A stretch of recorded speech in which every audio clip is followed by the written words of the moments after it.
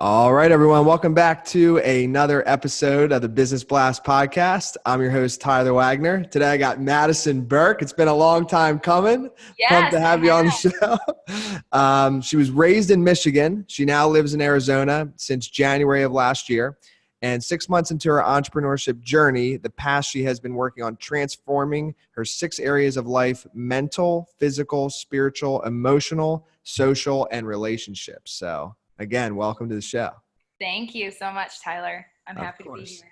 Pumped to have you here. So we like to get to know you. We like to get deep pretty quickly. So the Yeah. first one I got for you, tell us the best story from your life that has an underlying valuable message.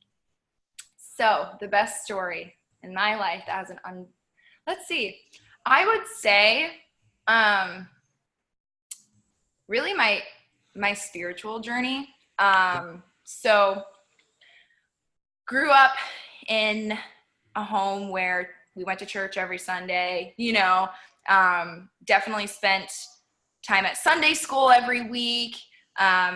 Got to an age where I think everybody experiences where they're like, it's 8 a.m. on a Sunday. I don't want to get up, Mom. I just went to a sleepover last night. I don't want to get picked up from my sleepover to have to go to church, So many different like spiritual journeys that I went through. But then I got to college, and really like that was when like the world kind of opened up for me to make my own decisions. I was paying my own bills. I was able to make a lot of my own choices, and my parents supported me in that. And unfortunately, like I fell away from where I was spiritually, and I didn't realize, the strain that had on me when it came to all of my other areas of life. My spirituality is what I consider that keeps all of those grounded and in place. And so, I was going through college. I was experiencing a lot of the things that kids experience: new relationships, not really liking going to school, that's things kind of like just a hill, up and down, up and down, up and down, up and down constantly. And when things would get good, they'd fall down. And I wasn't really into like my personal development journey yet or anything like that. So really all that I had to keep me grounded and in place was my spirituality. And when I left that behind me, that created so many new challenges for my life. And, I went pretty low. I got to some pretty deep and dark places. And, it's comfortable for me to talk about now, but it wasn't at the time. It was something that I like felt a lot of guilt and shame about. And, my mom would always, chime in and remind me, of, the faith that I grew up with, that I was never alone. And I just couldn't wrap my head around it because I hadn't made that decision for myself. So I moved out here. Long story short, I moved out here after 2 years of college, or after I had been graduated for 2 years. I moved out to Arizona, and really just started stepping into like my spirituality and surrounding myself with people who had strong spirituality too. And I actually, recommitted myself to the Lord. And I found that in my personal life with what I had been through, that is what brought me the most peace, the most like understanding in difficult situations. And then, once I started like dipping my toes into this personal development world that I had never even been exposed to, those two together just created like this armor that like nothing that came at me could crack, So I would say that's like been the biggest thing in my life, is just like taking my spirituality, making it intentional, but also taking, the personal development principles that go hand in hand with each other, and bringing those together and making those like my stronghold and my foundation. Yeah, I love that. Yeah. And so you went through a short period of time, a few years, when things were a little off kilter. So just to clarify, do you feel like the main reason was because you felt like a disconnect, like spiritually, and then once you then reconnected, then that is kind of what brought you back to, the path, I guess, of a better path? That's a really good question.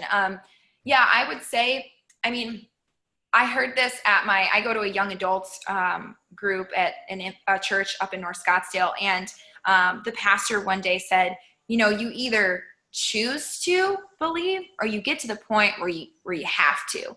And that like resonated with me because I was like, wow, growing up, I chose to, but that's because my family kind of chose for me. Like it was just in my nature. It was what you're most like the 5 people you surround yourself with. If you're surrounding yourself with a spiritual family, you're doing what they're doing every single week. Then you get to an age where you can make those decisions and you rebel against that typically because you've never been able to make that decision yourself. Mm-hmm. And so I distanced myself from it. And, I got to the point where I got to such a low place. And, our whole conversation in this will be a big reason why, but I got to such a low place and I was so dependent on so many other things for my happiness and for focus and for just everything that I got to the point where there was no place to go but up. And there was no choice that I found that brought me peace other than my spirituality and my faith. And so, I went through a lot of my life fearing everything. Like I was fearing everything around me, everyone around me, every situation, attracting more fear and more negativity into my life. But, the big thing is like faith and fear require believing in something you cannot see. And, once that really resonated with me, I just like, and that happened, that moment was when I started surrounding myself with like people of my age that had grown up in the church too, fallen away and come back.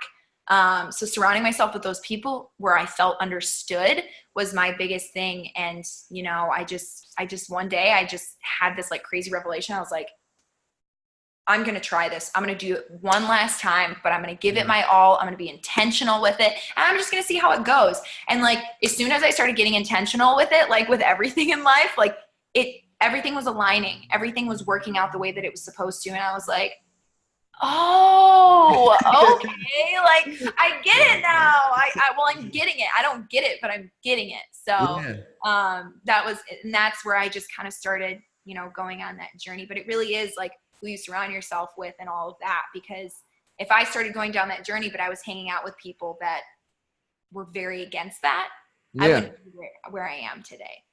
Yeah, and I think it goes a lot. One thing that I say, and I actually learned, one guy that I follow, he's a spiritual guy, Alan Watts. I don't know if you've ever heard of him or not, but what he says is he's like, you can't have darkness without light. You can't have light without darkness. So what I find interesting is it's like, I've hit low point. I think everybody hits low points, but I don't know if I feel like not everybody maybe hits like the lowest points, where like you were saying, where you have to believe. Yeah. And sometimes I think it's actually a good thing to hit, because if you stay in this like just comfortable, like up and everything's just, getting to court, and there's nothing wrong. Like if you enjoy corporate America, that's fine. But I just mean, if everything's always planned out perfectly, then you just kind of get to this stable position. But if you have a big drop, the only thing left is like a huge reflection of light. And like, I feel like it's good to have that drop sometimes, as long as you get out of it, obviously.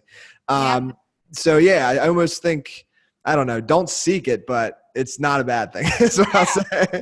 And there was I can't remember what the video was, but my fiance showed me this video. And it was basically like a cartoon version of, this guy that was going through the seasons of life. And then he sees like this like golden coin at the top of this mountain. And he's like, that's it. He climbs up the mountain, falls, tumbles, climbs, gets to the top of that mountain. And then all of a sudden it zooms out and you see that the gold coin is at the top of the next mountain. But it looks like it's at the top of that one. But ultimately, like, he grew every step of the way, but he has to go back down in order to learn his lessons to go back up. So that when I saw that, because I'm a visual person, when I saw that like little illustration on YouTube, I was like, yeah, that's huge. Incredible. This is everything, That's a good. You have to show our children from birth, Yeah. You got to send that to me after. I want to see that. I will.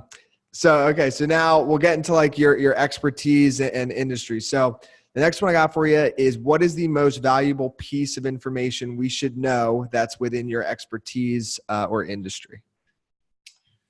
So I'll do it on entrepreneurship, and then I'll do it in like my specific niche. So in entrepreneurship, biggest piece of advice is, it's a little bit of two things. So it's have patience. things don't come overnight. You know, you've got to work hard. A lot of people go into entrepreneurship and they're like, oh, like it's just going to happen overnight. This is going to be magical. And it's like, no, you have to work twice as hard. Yeah. You know, you work twice as hard, but it pays off 10 times as much, you know, or even more than that. And so just having patience with the journey, having patience with those ups and downs, like we talked about, having patience with, you know, yourself in that, realizing that it's all, you're learning lessons. You either win or you learn, you never lose. Yeah. And so just keeping your eye on the prize and just having patience along the way, enjoying the journey. And then also, I would say is give yourself some credit. So a lot of people don't give themselves enough credit for how far they've come. Like I'll run into stagnant seasons where I'm like, gosh, I just really feel like I'm not doing enough. I feel like I'm not making big enough of a difference. And like my fiance will be like, give yourself some credit. Like, look at where you were last week and how far you've come. Look at where you were a month ago, a year ago. Literally, I'm not kidding you, Tyler. I was a completely different human being a year and a half ago, like night and day, like darkness to light completely. Yeah. And, you know, just like giving myself credit. Ed Milet has a amazing podcast, but he really he talks about giving yourself some credit. And there's a podcast on self-doubt, and it's just so incredible. And I listen to it constantly because it's just like filling my mind with those, you know, those positive thoughts about myself. And I actually did a challenge on my Instagram yesterday that was like people to take a video of themselves and telling them a reason that they're proud of themselves in this season of life. And I had a lot of my girlfriends, they ended up doing it, and they're like, wow, like I really realized I like wasn't giving myself enough credit, and that felt really good. And so it's like, maybe it's looking yourself in the mirror every morning and being like, I'm proud of you. Like you are crushing it. You're going to crush the day, you know, just those tying it into those affirmations. And then when it comes to like my specific niche, which is, you know, social media, I would say biggest piece of advice is, you know, there's people look at social media one or two ways. They look at it as a popularity contest, or they look at it as, you know, a place and a vehicle for growth and business, and just expanding. And so, you know, some people tie in a little bit of both, but a majority of people either go one or two ways. They're either intentional with their social media or they're not, because looks will not always be there. So what story are you telling? What do you want to share with this world? Because social media is the vehicle for you to share with hundreds of thousands, hundreds of millions, you know, billions of people on there. It's a vehicle for you to share with them every single day. You're reaching people that are in Singapore, Guatemala, you know, Australia, here, and you're reaching them all in the same day, you know, and you're impacting lives all in the same day. And that's just like, my biggest thing is like, if you have a voice, and we know whether we have a voice or we don't, and 9 times out of 10 we do, you know, and it's just like, you know, just surround yourself with the right people, listen to the, you know, the right personal development that builds you up, and then share what's on your heart every day. Because what's cool, and I don't know how long this is going to last, but what's trending right now and what's in is vulnerability. And social media is a great place for you to show that vulnerability. So. Yeah, I agree. And it's interesting. Like, I feel with the first part of what you said, like it should be, but I feel like it's like not natural to do that. Like even with myself, it's like we all have goals. Like, and I'm realizing as you were saying that, like every goal I hit, I never like stop and pause. And I'm like, dude, you hit that goal. I'm already like looking at the next one. Yeah. Whereas if I have an off day, I'll like beat myself up for that for like the next day. So it's like we always like point out our own negatives, but we don't do the same for our positives. And if we did the same for our positives, we'd actually definitely be congratulating ourselves more than beating ourselves up. Exactly. Like, which is great. Win or you learn. Like you either won the day, and when you win the day, you will still learn lessons, but you either won the day and just freaking dominated it, or you had a rough day and you didn't go to the gym this week, or you didn't, you know, get these things done that you really needed to get done. But what happened in that? you learned a lesson. You learned to not do that moving forward. So you can either like sit there and dwell on it, like, wow, I suck. This week Yeah. I've played, or you can be like, ooh, I don't really like how I'm feeling right now because I didn't accomplish what I said I was going to accomplish and have integrity with myself and others. So moving forward, I'm going to do that. And I'm going to make that a point. And maybe that means I have to put a checklist on my phone and check it off every day. Maybe in my agenda, maybe on my whiteboard in my room, and I can't go have dinner with friends until those things are done. I can't go out and have drinks with friends until those things are done, but just always, seeing yourself in a positive light, because if you start to look at yourself and be like, wow, you really messed up. That was, you really need to step it up. Like, it's always good to like hold yourself accountable, but also like, don't beat yourself up, because that then transforms into negative energy. And that's not going to do anything good for you moving forward. Yeah, for sure. Or anybody around you. Yeah, exactly. Nobody wants to be around a negative Nancy. Yeah. We don't need no Nancy's around here. No. Get out here, Nancy. I love that. So now we'll get a little more general. So my next one for you is, and you may have kind of answered it with your entrepreneurship, but just in general, like, what do you think the best, what's your best piece of overall business advice? Overall business advice. That's a really good question. I would say how you do anything is how you do everything. And that's like a well-known quote by a lot of people in the entrepreneurship or self-development world. But it's very true, like if a small example is like, okay, I work really hard in my businesses and stuff, but I can't keep my room and my life organized. That causes setback, and it causes a decrease in confidence. Because like, I'm not as organized. I'm not, so it's like, and that's just a small example, but it's just like how you do anything is how you do everything. If your life at home is messy, your business life is going to be messy. You have to be intentional with every area of your life, whether that be in your relationships, in social settings, whether that be in your spirituality, like business, everything needs to be intertwined. Everything needs to be in sync. And when you're intentional with everything, like, yeah, at first it takes a lot of work to be able to balance all of that. But once you get the hang of it and you get the balance, give yourself some grace, like make sure that, you're giving yourself credit and grace along the way. But when you get into the groove of things and everything you're super intentional with, you're intentional with your eating, because food is fuel. You're intentional with your physical, because when you work out in the morning, it builds that confidence, it builds that strength internally, externally.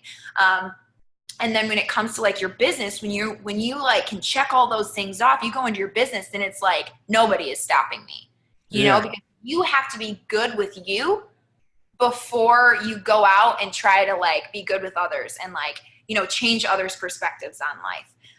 And so what I typically tell myself, this is like a little thing that I've always told myself, but I'm always like, because I feel like with people, when you have children, it's like, I think it's like the biggest part of you that you feel the most like responsible and accountable for, like their growth. And it's like, okay, are you right now, if you had a child or, if you do, and they were looking at you, would you be setting a good example for them? Would you be able to wholeheartedly give them advice if they were in your shoes and they were struggling with this? Or, because you just want to be careful who you're listening to, right? And so how you do, and I'm going down a rabbit hole, but how you do anything, how you do everything. And so it's just so important that you're like, okay, you know what?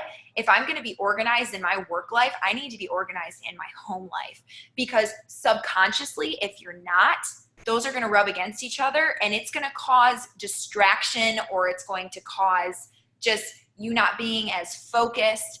And like I said, at first it takes a lot of work. It's exhausting to be, like it's not, I'm not going to sit here and be like, oh, it's so easy to be balanced in all your areas of life. But if you are not balanced in your home life, how can you be focused and balanced in your work life? If you're not balanced in your work life, how can you be balanced in your home life? A good example is when, and this is just an example, but I have some friends that work in corporate life that flip and hate it. Yeah. And, you know, they bring that home. They bring that unbalanced, you know, just and unorganized and frustrating energy home. And that affects their home life. It's the same way. If you have an unbalanced home life and you're like just not making it intentional to make some changes or just to live a healthier lifestyle, you're going to bring that into your work and you won't even realize it.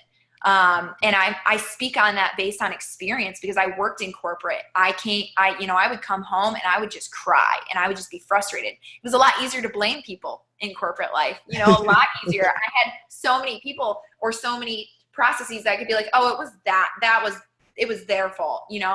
Yeah. Now I'm in entrepreneurship and I'm really realizing, you know, like, oh, everything, you know, is my responsibility. Everything is my fault. Yeah. So, just being intentional with everything is definitely a game changer. Yeah, it's all on you now. Yeah, so you'd point at, you'd be like, "Yo, that was Nancy." Yeah, that was Nancy. But no, and I think too, like it's definitely revolving. Like it goes both ways. But like I think your business is definitely like an extension of yourself. Yeah. Right. So, and it totally goes the other way as well. But like you can tell a lot by like how somebody's personal life is, by like how organized and structured their business is. Yeah. Their business is like a mess, then like chances are, you know, their home is not necessarily not clean, but it's just like their personal life is probably messy as well. Yeah. Yeah. And it all comes to intentionality. Like, are you being intentional? And if you're not, start with baby steps, small things. You know, like get your laundry done every week, you know, make your bed every morning.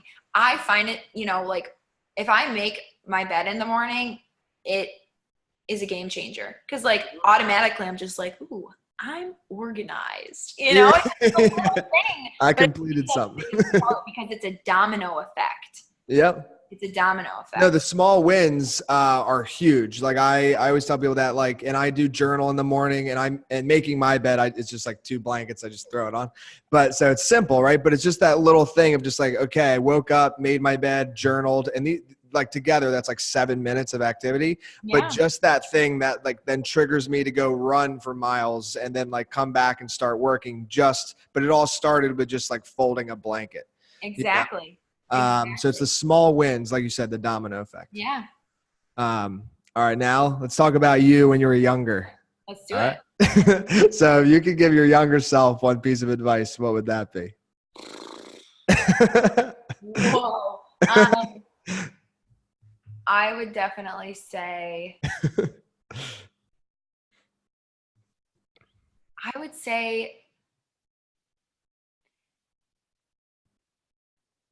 you can do it. As cliche as that may sound, I didn't believe in myself for a really long time, for a lot of reasons. And I was surrounding myself with people that didn't really believe in themselves either. And so I think that, you know, just like, or you've got this. I would say like, you've got this, like no matter what, you've got this. Because I look back at the old me, and I'm even just like a year and a half, 2 years ago. And I'm just like, I looked at life like it was happening to me. Yeah.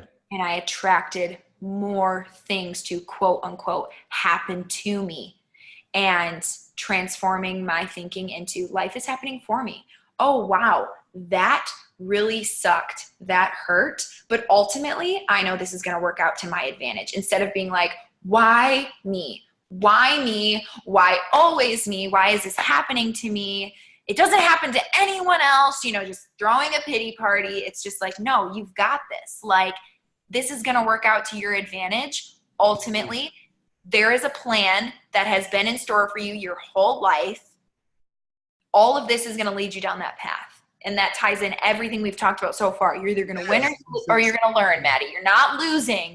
But when you look at yourself as a loser, and you like fixate on that, like, wow, I really suck in this season of life. Like, life just keeps attacking me. Oh, another thing. Oh, car broke down this morning. Oh, got rear-ended. Oh, went to the grocery store, forgot my wallet.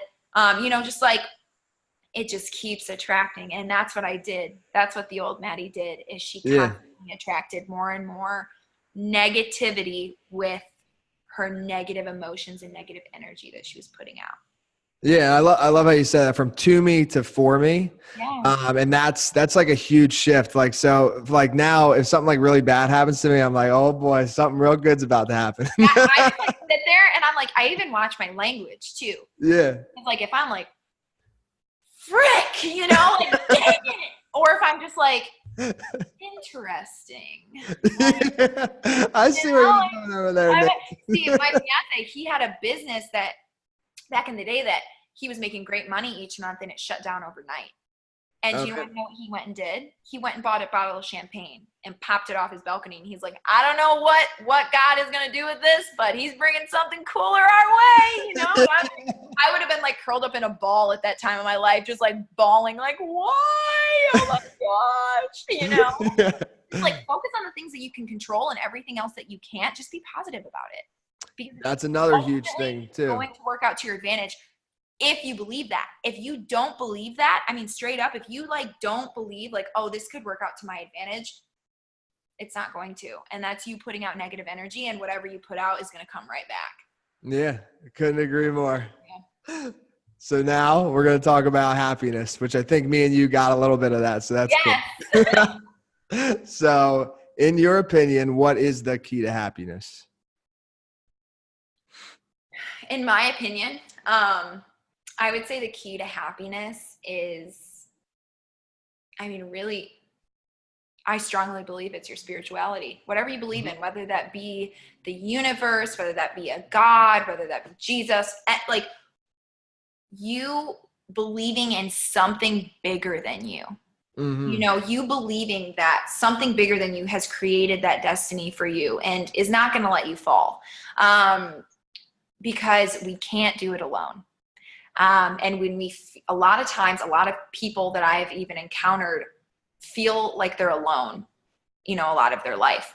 Mm-hmm. And maybe that's because, you know, their mind works differently than all their friends and their family, and no one believes in them, you know, and that can be discouraging and sad, you know, or maybe everyone believes in them, but and you're happy for a period of time, and then you get into nice cars, and you're getting the nice house, and you're getting all these things that are making you happy. But then, like, when you have all those things, it's like, what is your happiness rooted in? It's rooted in materialistic things. You know, it's rooted in just the trips. So what happens when you're not on the trips? What happens when you're just sitting at home, not at the mall buying things, not at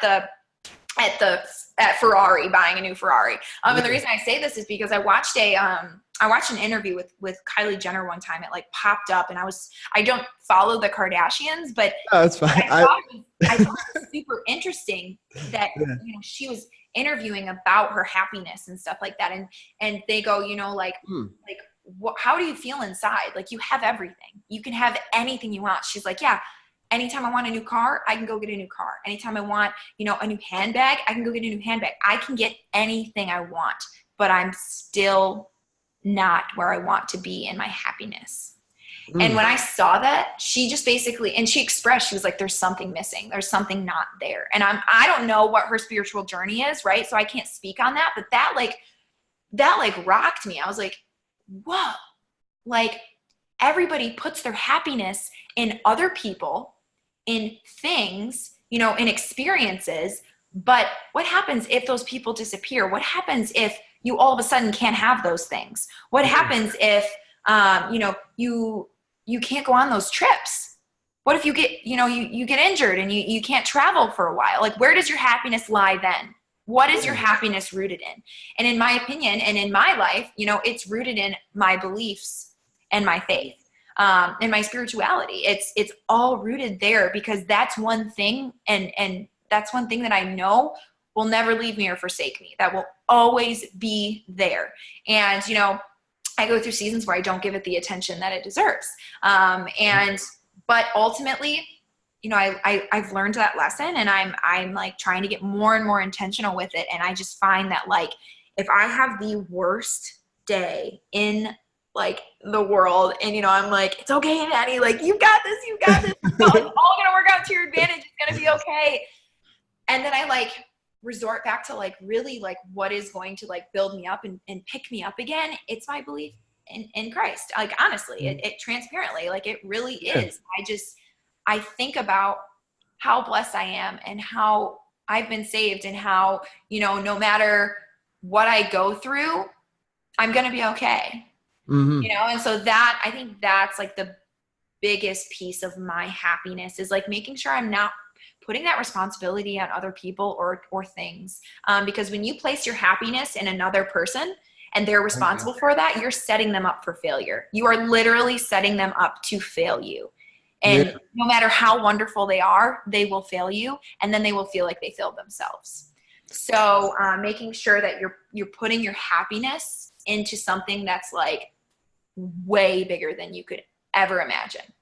Yeah. And I think just even like you just becoming aware of it really helps. Cause I think like in relationships that can like easily happen, you know what I mean? Where you both kind of like say things at work aren't going well, and then you both come home and you kind of both put your happiness on each other.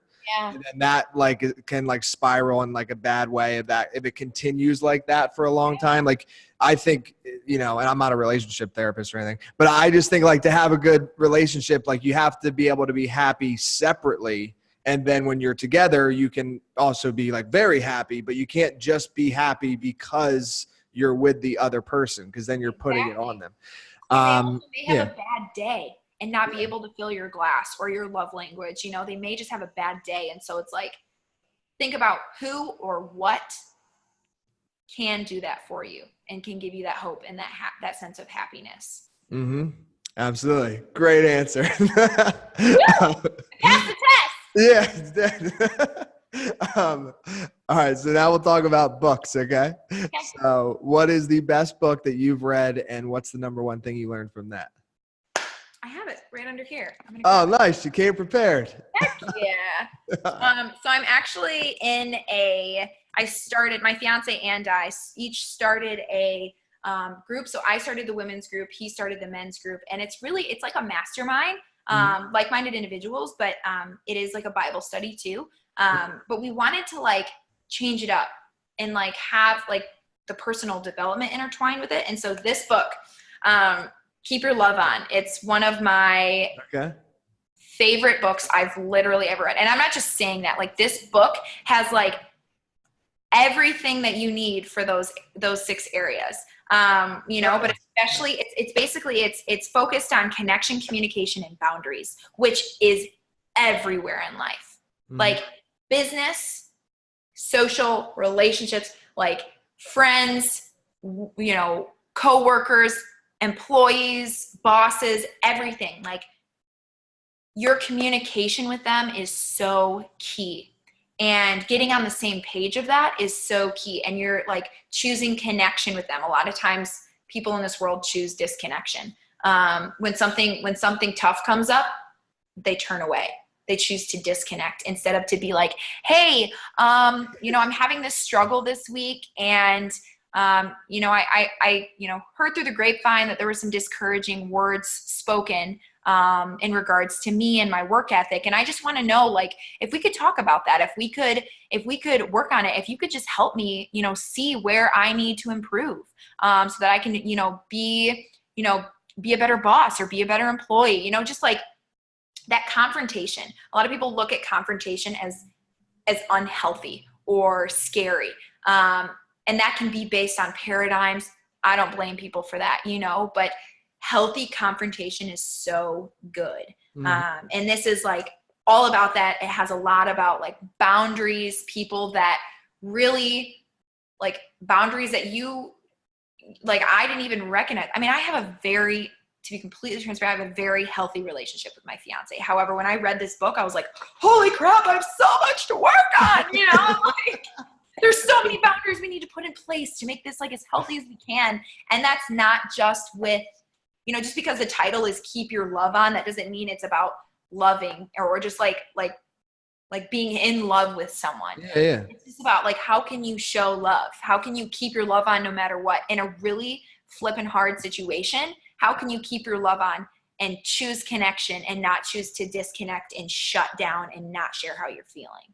So it's really, blown me away. It's absolutely blown me away. I suggest to everyone, it's a fairly short read. You can get it on Amazon for like $10.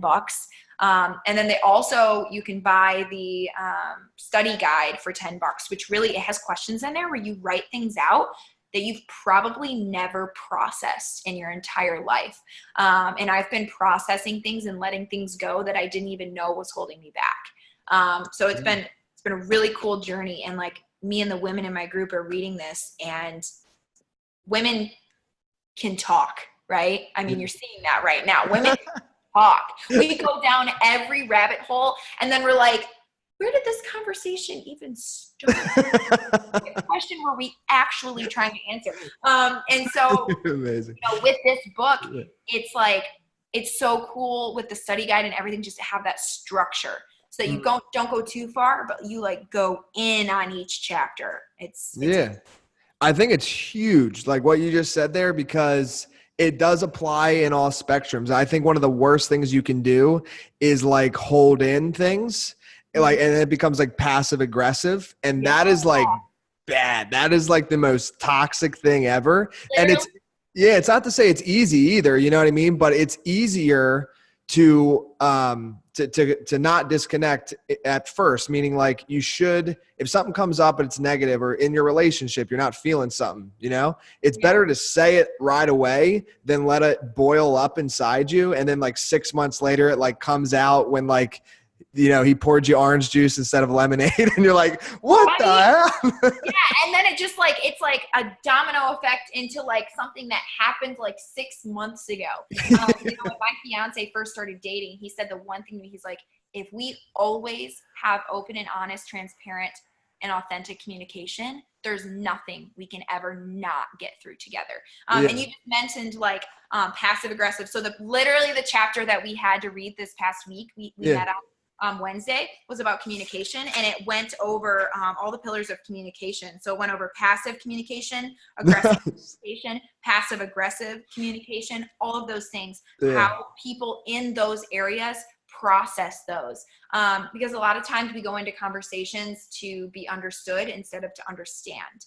And so it just basically gives you like, okay, this isn't like the answer to life, but here's some really good examples on like, if somebody that you're in a relationship with or you're dealing with at work is passive in their communication or is passive aggressive, like here's the best way to go about this. Here's the best questions to ask them. And so it's just like, obviously you go into everything with discernment because everybody has a different perspective, but like this just touches on all of that. And you need that in every area.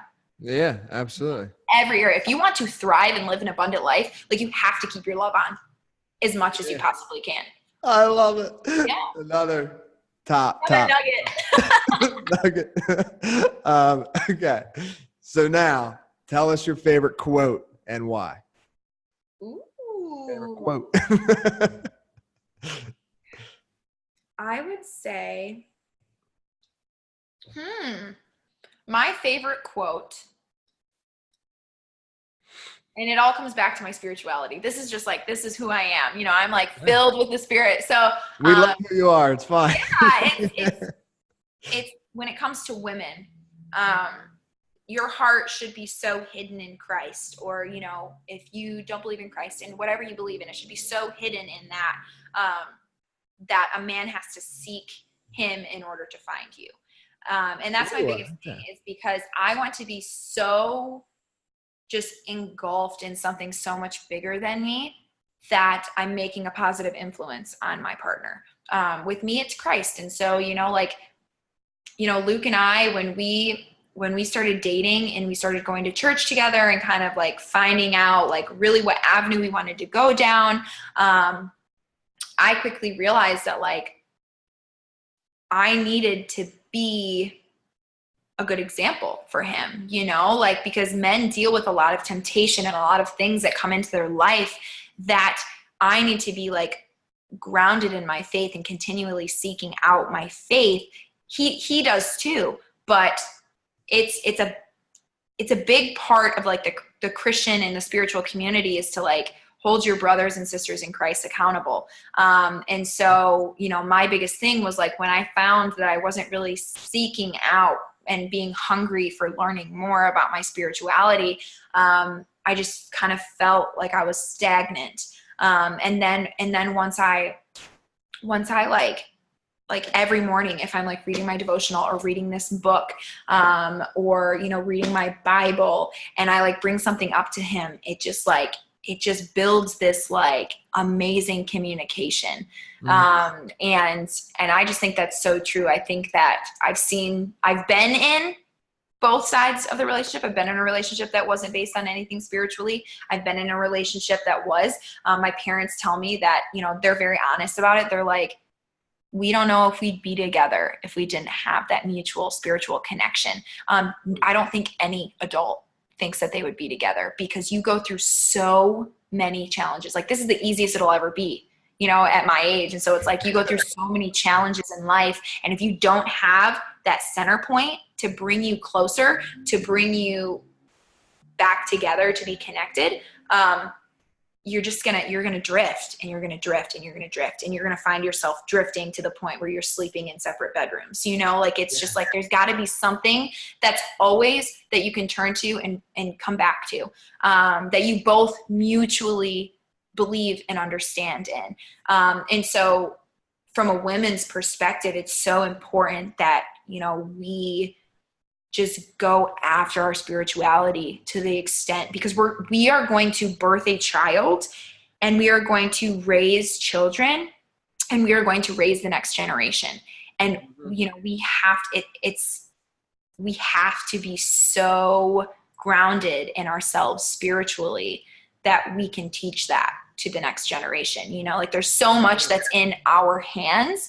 And so it's not just with relationships, but that's where it starts. It's like, I truly and wholeheartedly believe that the more, like, my heart needs to be so hidden in Christ, and he's my first love, that, you know, my second love, my fiance, has to seek him in order to really connect with me and find me.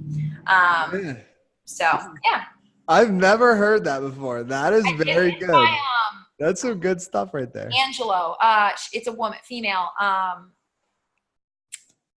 It's okay. People who hear this will know. Not Michelangelo, but no, it was beautiful, so it's fine. When I read that one time, that's like the quote that has always, even when I wasn't on my spiritual journey, that was the quote that was always in my mind. Like, always that one quote that just pops up here and there. I'll be like, ding, ding.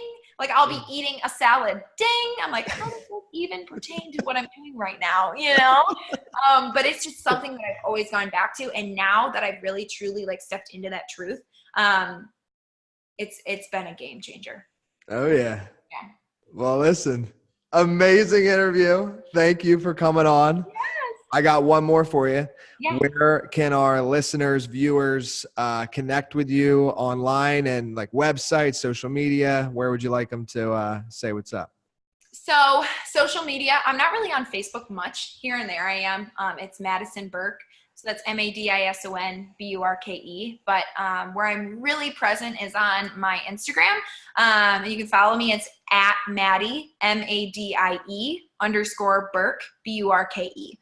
That's where I'm most present every single day, doing my best to bring value and to tell my story and just to share my heart with the world. So perfect. Thank you again for coming on. Yes, thank you so much.